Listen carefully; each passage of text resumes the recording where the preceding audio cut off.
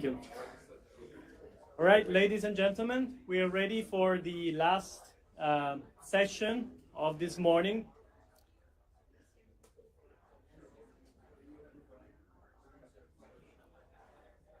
May I ask for your attention, please? We are ready for the last session for this morning. Our next panel is going to focus on the real-life use cases of Web3 across industry and infrastructure. So we're very pleased to have with us moderating the session Emily Parker, the China and Japan advisor for GBBC. Joining her will be Nilmini Rubin from Hedera, Ming Choon from Avalabs, Papp from Polymesh, and Cynthia from Input Output Global. So please join me in welcoming the panel, and thank you. Over to you.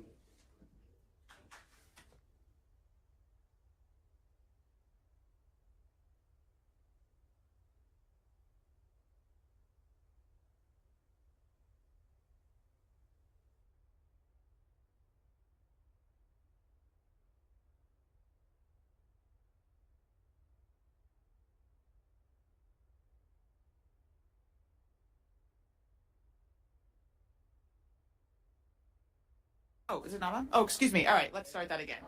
All right, so I was going to say that just saying this is a very difficult topic and a big topic. One, because there is a perception out there that there are still no real world blockchain use cases. And I think like if we wanted to test this hypothesis, we could literally go outside into Midtown Manhattan in New York City and ask people what is the real world blockchain use case. And most of them are probably not going to be able to think of one.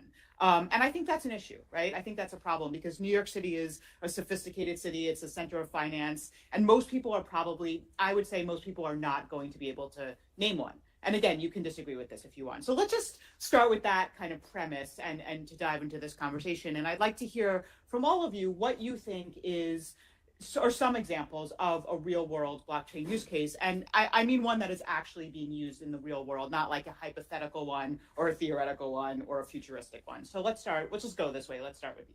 Wow. Yeah, we're just getting right into it here. So go with the older guy. Excellent. Go with the older guy. So I think it's easy as it relates to the use cases. So having spent 30 plus years within capital markets, whether it was with Lehman Brothers, Prudential Securities, Mizuho or Mizuho Securities is still around. So I'm kind of dating myself a little bit.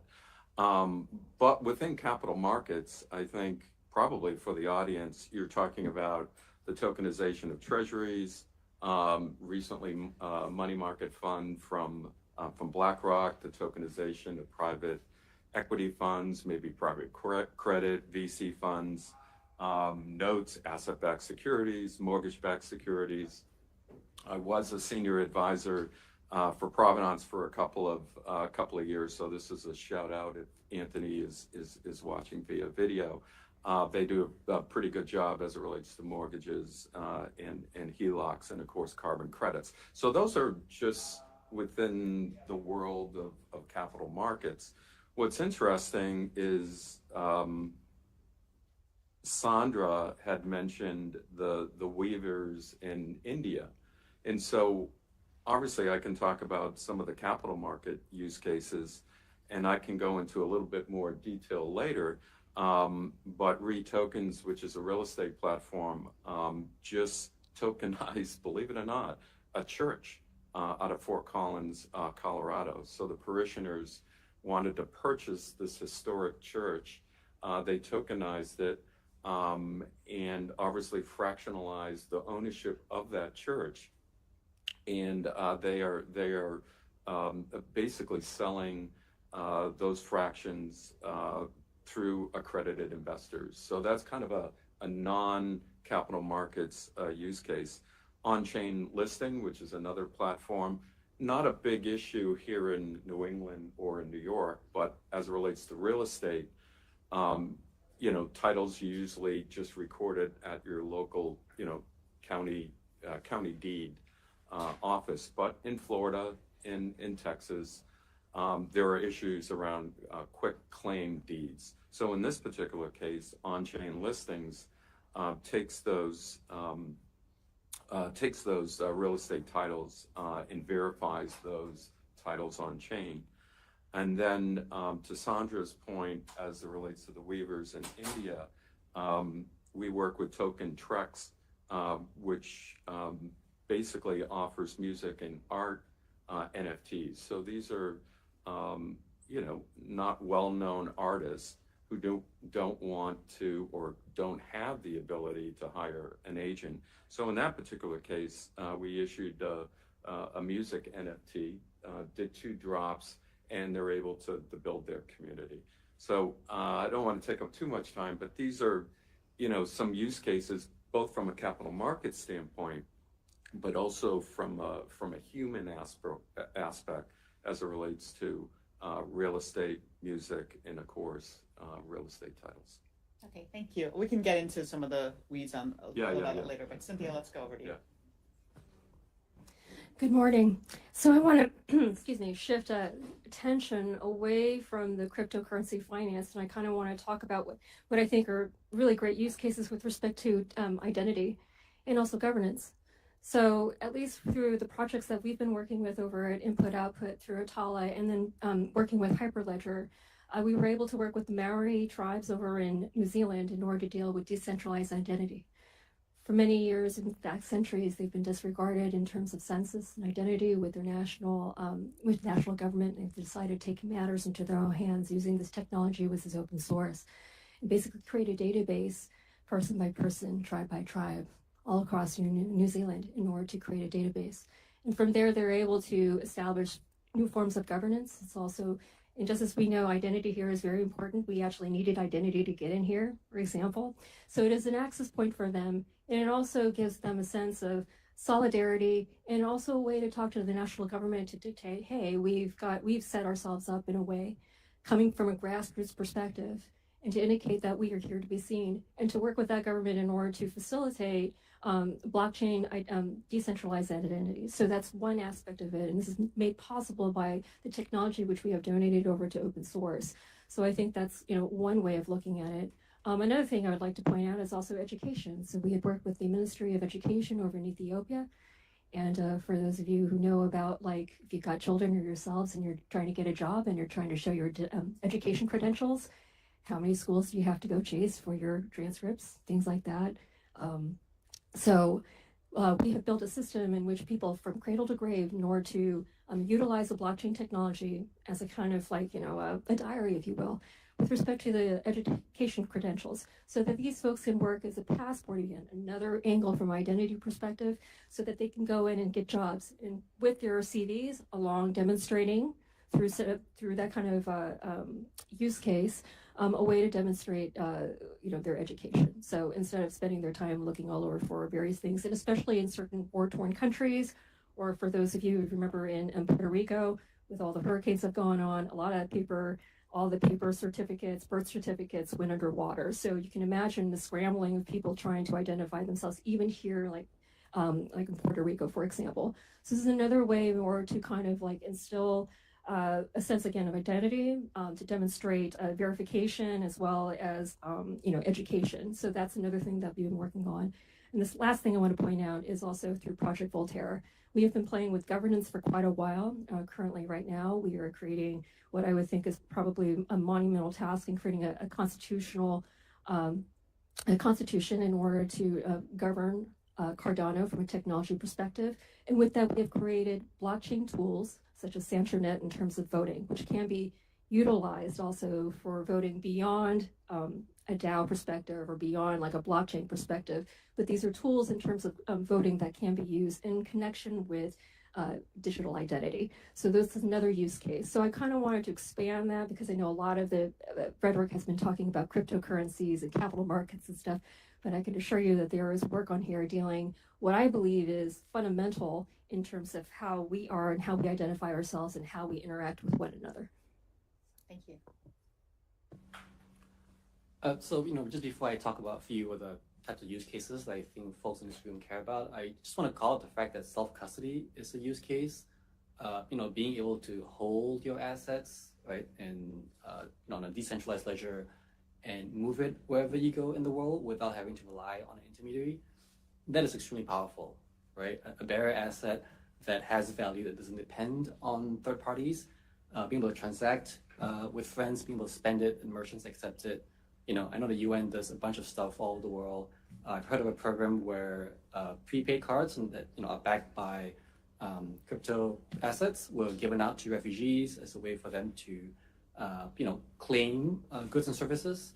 That's a permissioned version of that, and that's a use case that makes a lot of sense in some cases. But just the idea that you can hold Bitcoin, ETH, any other crypto asset on your own, move it around the world, regardless of what happens, in any sort of political climate, I think it's powerful.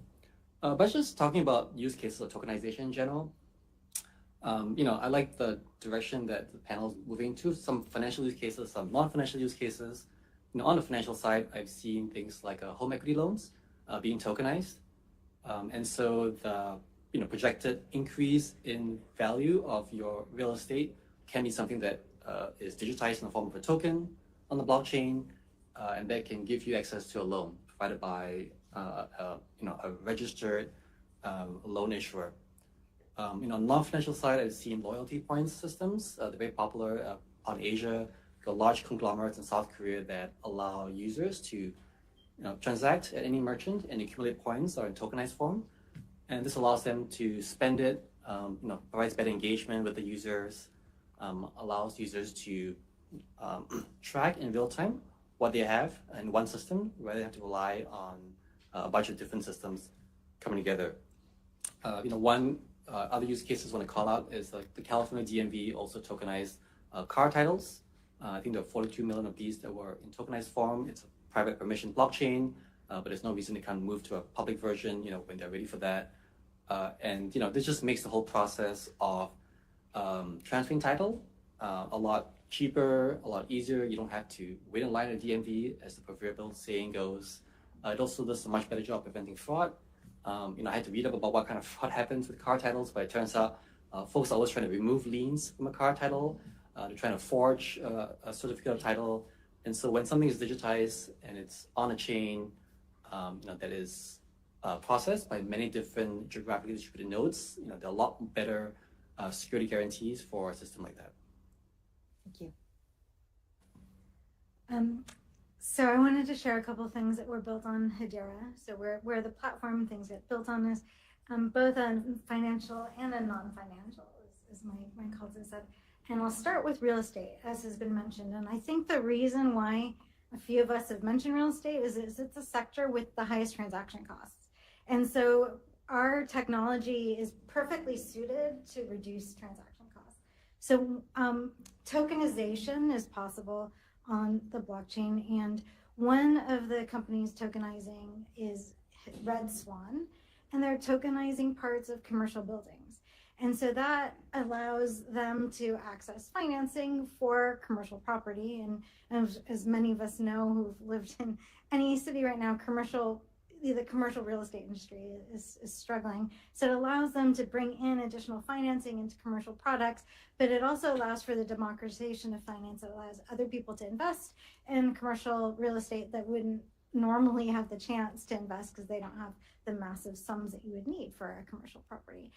Another example of tokenization is Archax. It's a product that Aberdeen, a financial company in the UK, has built, where they can tokenize money market funds. And those are big funds that usually only very wealthy investors or big companies can invest in due to certain types of regulation. It allows them to tokenize it to similar to real estate, break it down so there's more liquidity in the market, and to open it up to the type of people that can invest. On the non-financial side, there were a lot to pick from, but my favorite is regarding AI. And when you're able to put data on the blockchain, or for us it's actually a hash graph, but when you're able to put it on a digital ledger technology, it allows you to demonstrate the provenance of the data. It allows you to permission the data. And then as it goes forward, it allows you to do the payments for the use of that data and process the data. And so those 4 Ps, provenance, permission, payments, and processing, are really exciting. And Equity Lab is an organization that's doing just that. They created a thing called Climate GPT, which is an AI that puts the data on the blockchain and allows the data to use the 4 Ps. So to me, those are four very exciting uses. Thank you. That was a really good wide array of use cases, very rich sampling. And we can get into some of the details. I have a few follow-ups on RWA, but we'll get to that in a moment. Just sort of going back to kind of my original question, which is that there is a little bit of this like contradiction here, where you just named such a wide range of use cases, and yet outside of the industry, I don't think that many people are aware of these use cases. And I think that's more of a mainstream adoption problem, right? And I'm just curious, and again, if you disagree with this, feel free to say, but what you see are some of the obstacles to mainstream adoption. Is it regulatory? Is it kind of like a storytelling thing? Is it just that we're too early? I'm a little skeptical of them, the too early thing, but what do you think are some of the reasons why there's a little bit of this gap between all these, kind of amazing examples you mentioned and the public perception of kind of how blockchain is actually being used? Let's start with you, Nilmini. Ooh, I get to go first. I will take all of the above. Because it's really early. My first job in an office was down the road. I worked at the Federal Reserve Bank of New York in 1995, and we had an internet terminal, and we would sign up to be able to use it, and we'd go over, and then we could program on Fame, and it would automate the use of IMF data, and it was so exciting, right? And it took years for us to be able to get it on desktops, and have everyone now has access to IMF data. So I think that we are a little bit early. We are the use cases are not quite mainstreamed yet, but I think with some of the things around tokenization that we're seeing, people are going to start using the technology, not realize they're using the technology, and that's when we won. Yeah. It's when they don't know. I can tell you, most people don't understand TCP/IP and the different internet protocols. They just know that they got their PayPal payment, So I think there's a combination of that, but I think regulation is a big problem, especially in the United States, because the lack of rules really dampens investment.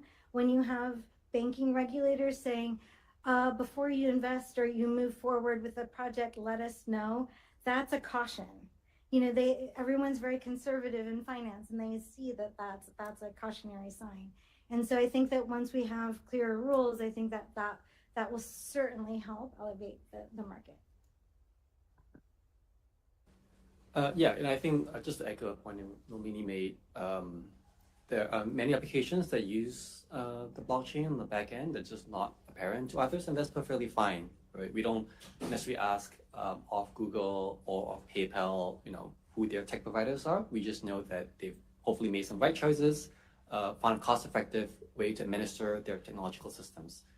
And that's one of the challenges with the narrative in the industry, which is that blockchain is just a piece of technology, right? In some ways, it's just like paper, right? The paper industry doesn't have to defend what users there are of paper.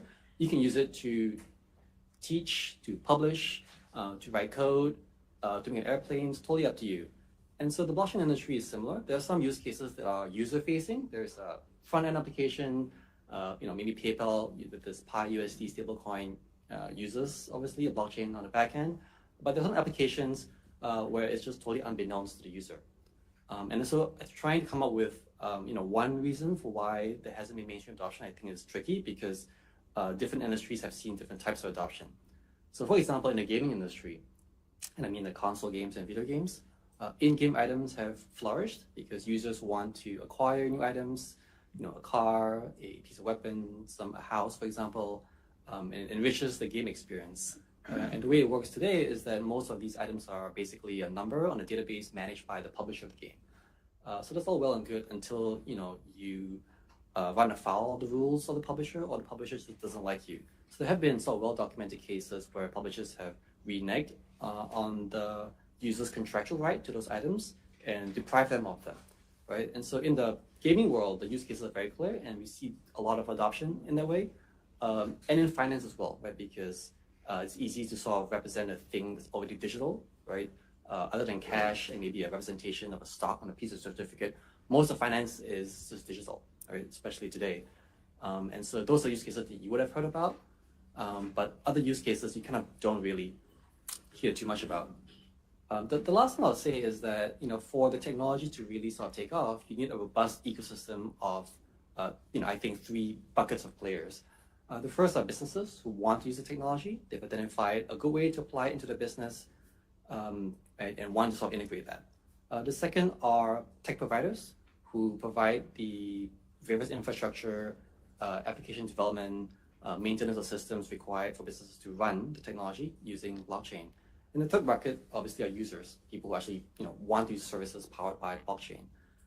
So with the first bucket, right, the businesses, the regulations are critical.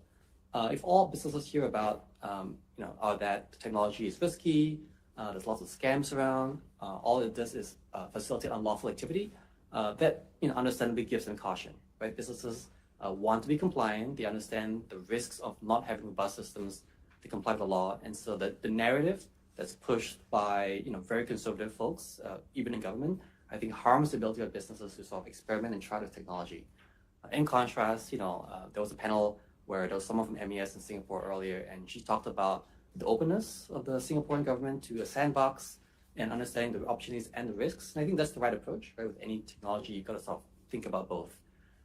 Moving on to the developers, there's risk everywhere, right? If all you do is provide some sort of technical infrastructure for a business to run the application on chain, it turns out you have to worry about a ton of regulations. Whether you're just running nodes, right? You're running a blockchain, you're developing smart contracts, you're deploying smart contracts on chain, you're providing some interoperability facility, you're helping design the token, you're advising on tokenomics. These are all things that somehow touch some financial regulation in the US and globally. And it's kind of a crazy way to launch a business. You got to worry about AML, CFT, KYC, and a whole host of stuff like that. The last bucket, obviously, users, right? Users who see the value of using certain applications get worried when they are being asked to provide a full bunch of KYC information about them. Copy my passport, my name, everywhere I've lived, government IDs, and all I want to do is use a loyalty point system.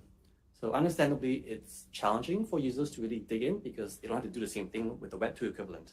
And so there's a bit of a double standard going on when it comes to Web2 and Web3, and that makes it hard to launch, use, and provide services for blockchain.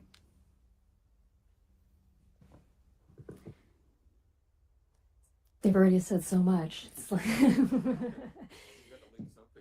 yeah, I know. So let me leave with 2 nuggets here. So the first one has to deal with consumer protection. At the end of the day, we make choices, and that's based off of risk. And one of the biggest ones is like, oops, I lost my NFT. What do I do? Oops, I lost my cryptocurrency. What do I do? So I think there's something to be said, as we know in life, like there are, an industry grows from a private and public partnership. So the idea from regulatory being one aspect of it, enforcement being another. But it's also like when you think about things like insurance and things of that nature, right? So about how do we deal with loss and how we make someone whole? I think we're not there yet. I think a lot of it is because, the industry is still nascent.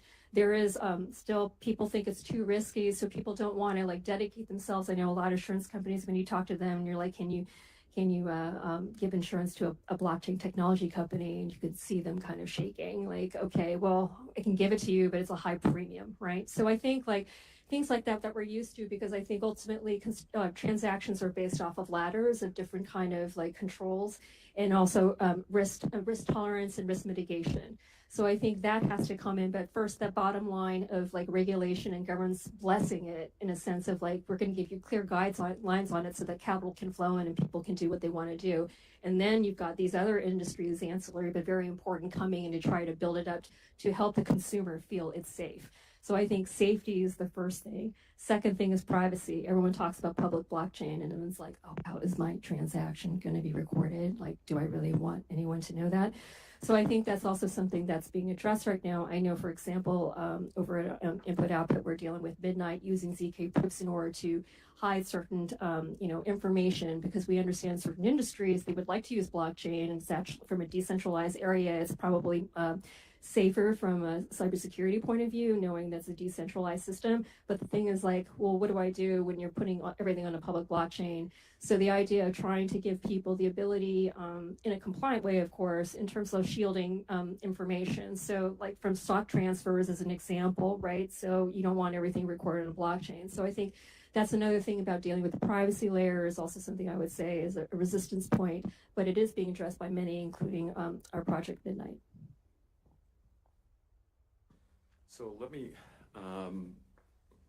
try to take this down to the kind of the human level. So I grew up in a blue collar family, had an uncle who drove a truck, long haul. If he's hauling for Walmart or Target, he'll probably get paid within 30 days, accounts receivable. If it's a non-AAA Fortune 1000 company, then you're talking anywhere between 60 to 120 days. I think all of you know well enough that long-haul truckers don't exactly make a lot of money, and they need that receivable to be turned around fairly quickly to pay for their fuel, their food, their expenses back home. So these receivables are actually being done on chain. So the old way of the trucker getting paid immediately is he would go to a factoring company, and it would be anywhere between a 5 to 15% discount off the receivable, depending upon who he was shipping for. And so because those receivables are being put on chain, the long haul trucker is getting paid within 24 hours. Now, there is a little bit of a discrepancy as it relates to the discount, Walmart, Kmart versus some, small little steel manufacturer in a small little town in Pennsylvania. But the point is it closes that gap from 5 to 15 to probably around less than 1, or maybe as high as 3%. Plus the driver gets the money immediately, hits his or hers checking account. Now, the issue is that scalable? Sure, it's scalable for long haul trucking. It could be, applicable to a lot of other industries. The scalability really goes around real estate. Real estate is the largest asset class by a factor of 100. And when I say asset class, bigger than public securities, equity, and fixed income. So when you talk about the opportunity as it relates to commercial real estate, in this marketplace, it's huge because these owners really want to get equity out, or they want to raise equity. The issue right now in the industry, whether it's real estate or non-real estate, is what happens in the middle. For anybody who runs a chain, primary issuance isn't an issue. I have that coming in all day long. And then, so it's a barbell. On the right-hand side, custody isn't an issue. I got plenty of custodians, transfer agents, but it's the liquidity, it's the trading of that asset. And of course, with real estate, the whole point of owning real estate is you're not trading it every single day. But with all the other asset classes, you have to have liquidity, and that's one of the issues that ATSs are having right now: supply versus demand, chicken and the egg. You have the demand, but you don't have the supply. You have the buyer, you don't have the seller.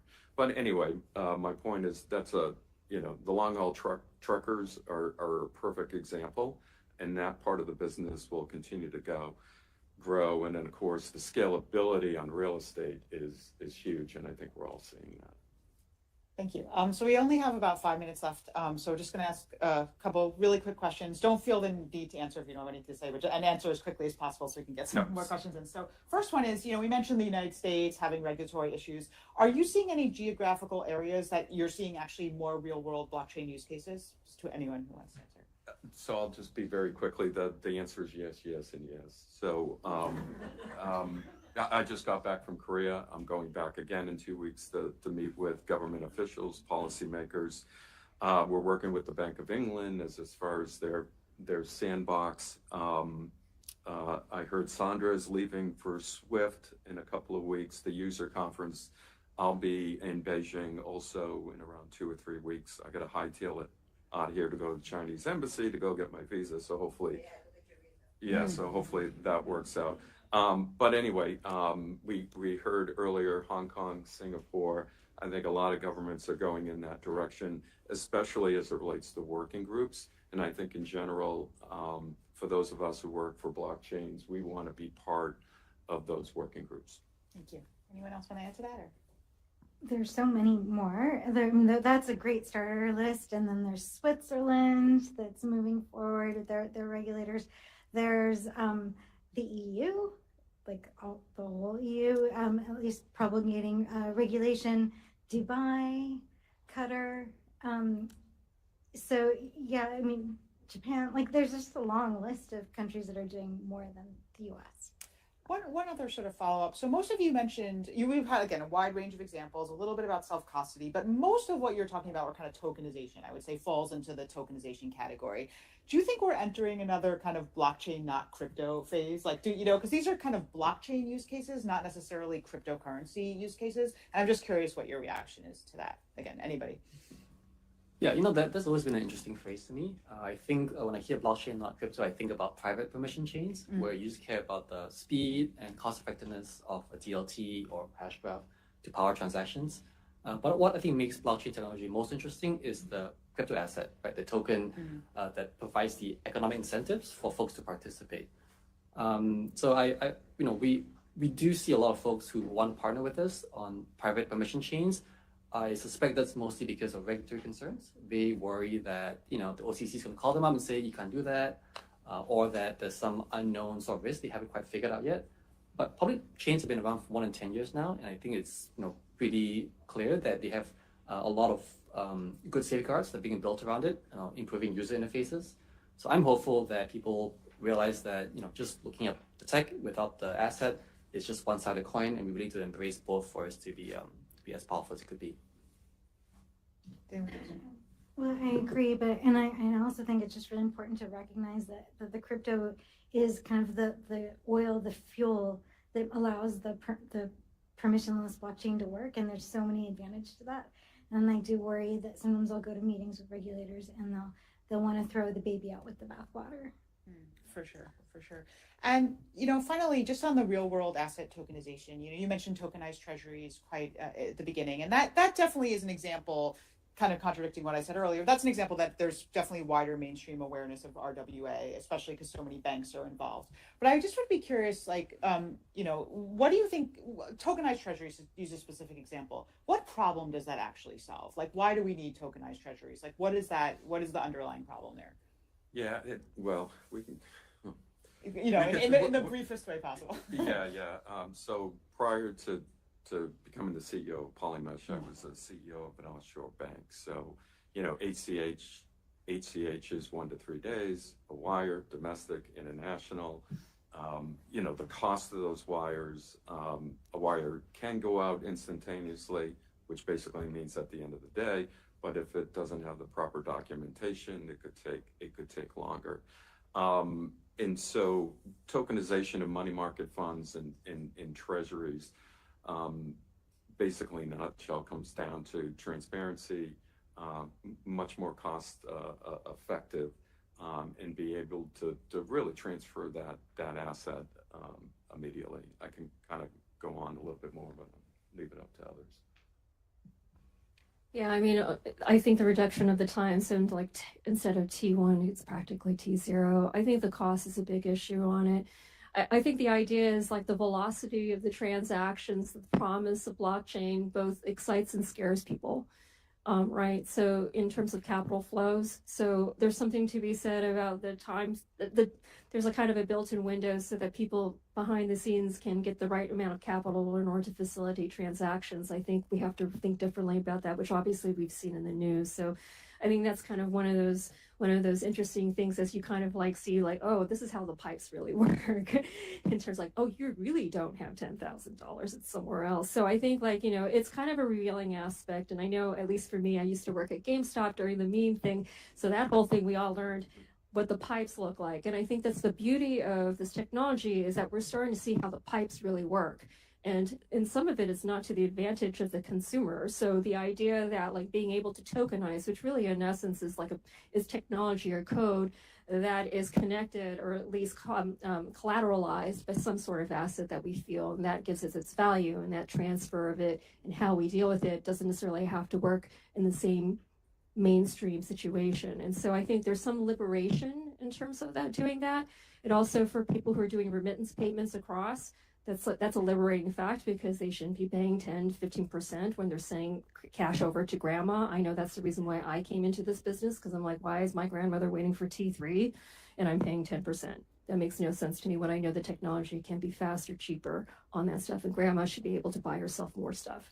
So I kind of feel like, that's the beauty of this place, but it is a scary notion because it does challenge some of the mainstream thoughts of how things work. So. Thank you. Well, that's a wonderful note to end with. Grandma should be able to buy more stuff. So thank you so much. Those were really great use cases. Thank you. Thank you.